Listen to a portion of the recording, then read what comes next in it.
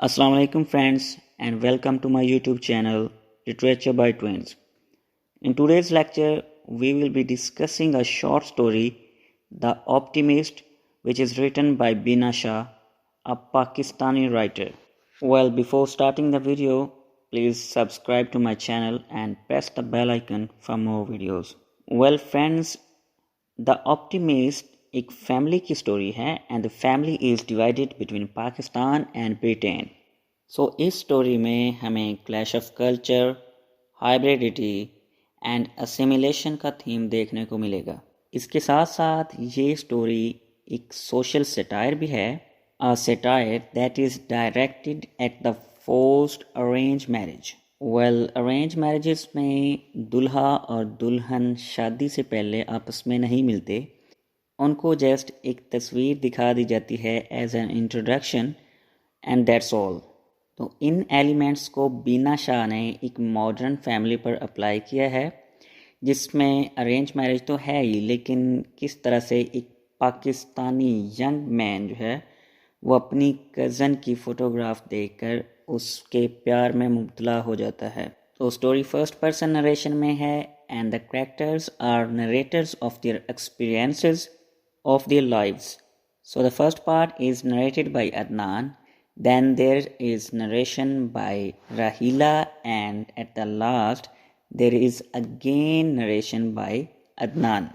तो स्टोरी के स्टार्ट में अदनान बताता है कि मैं जानता हूँ राहिला मुझसे प्यार नहीं करती, और राहिला ने ये मुझे तब बताया जब हमारी कराची में शादी हो रही थी.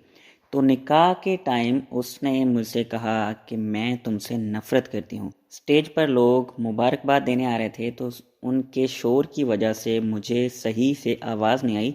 तो मैंने राहिला से दोबारा से पूछा कि उसने क्या कहा है. तो उसने कहा कि मैं तुमसे प्यार नहीं करती, मैं तो तुम्हारी शक्ल देखना भी पसंद नहीं करती. मैं ये शादी अपने पेरेंट्स की खुशी के लिए कर रही हूँ, और 1 साल के अंदर अंदर मैं इंग्लैंड वापस चली जाऊँगी. स्टेज पर मेरे चचा चची आए तो राहिला ने एक स्माइली फेस के साथ उनसे बात की, और मैं ये देख के हैरान था कि उसने किस तरह से अपने एक्सप्रेशंस को कंट्रोल किया है. तो अदनान कहता है कि मैं अपने एक्सप्रेशंस को इस तरह से कंट्रोल नहीं कर सकता कि मैं अपने चेहरे से खुश नज़र आऊं और अंदर से मुझे दुख हो. And he says that's the difference between a man and a women.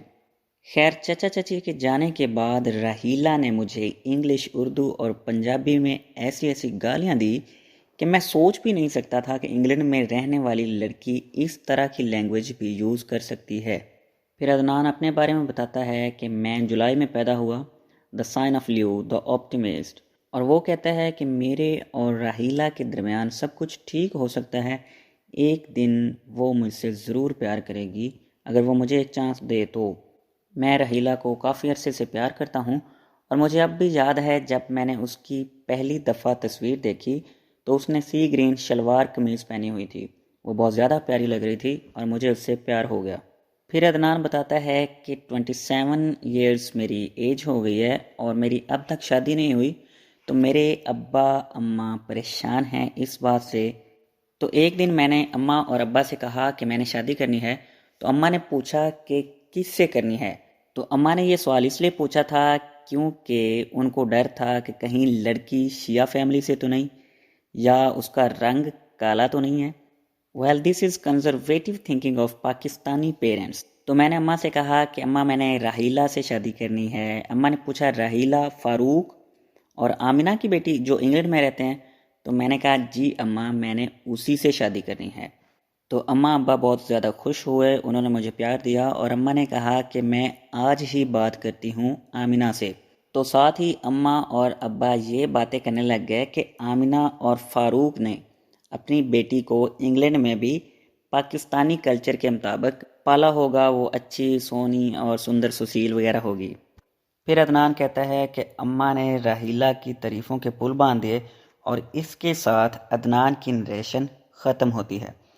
Next narration है राहिला की. राहिला कहती है कि मैं घर आई तो माँ ने पूछा कि राहिला बेटा ये तुम हो. तो मैंने कहा जी माँ. साथ ही मैंने कहा कि माँ, अब्बू को कोई और जगह नहीं मिली थी रहने के लिए, ज़मीन पर यही टुकड़ा बचा था. इतनी ठंड है यहाँ पर, कोई डिसेंट प्लेस होती जिस तरह से मोरक्को वगैरह. माँ किचन में आलू के पराठे बना रही थी और मैंने जाके पीछे से उनको जप्पी डाली और यॉर्कशायर एक्सेंट में मैंने कहा, मम I am drawing for cup T. Well, इस एक्सेंट से माँ को बहुत ज़्यादा चिढ़ थी, लेकिन आज उन्होंने कुछ भी नहीं कहा। वेल, माँ ने कहा कि बेटा बैठो, मैंने और तुम्हारे अब्बा ने तुमसे कोई बात करनी है।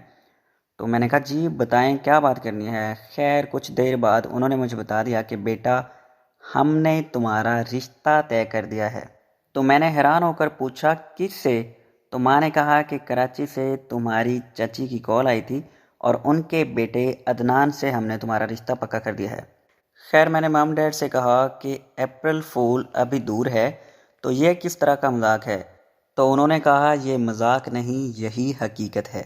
मैंने कहा नहीं, मैं ये शादी नहीं करूँगी, आप लोगों ने मुझसे पूछना भी मुनासिब नहीं समझा। तो डैड ने कहा कि ये मेरा आखिरी फ़ैसला है और यही होगा। खैर ये सुनकर मैं बहुत ज़्यादा चिल्लाई रोई, लेकिन उन्होंने मेरी एक ना सुनी। मैंने कहा वो पाकिस्तानी हैं, वो मुझसे हिजाब करवाएंगे, वो मुझे घर से बाहर नहीं जाने देंगे। तो उन्होंने कहा कि अच्छे रिश्ते बार बार नहीं आते, जल्दी तुम 30 साल की हो जाओगी और तुमसे किसी ने शादी नहीं करनी। तो मैंने कहा कि मैं कैथोलिसिज्म को अपना लूँगी, मैं नन बन जाऊँगी, लेकिन मैं अदनान से शादी नहीं करूँगी।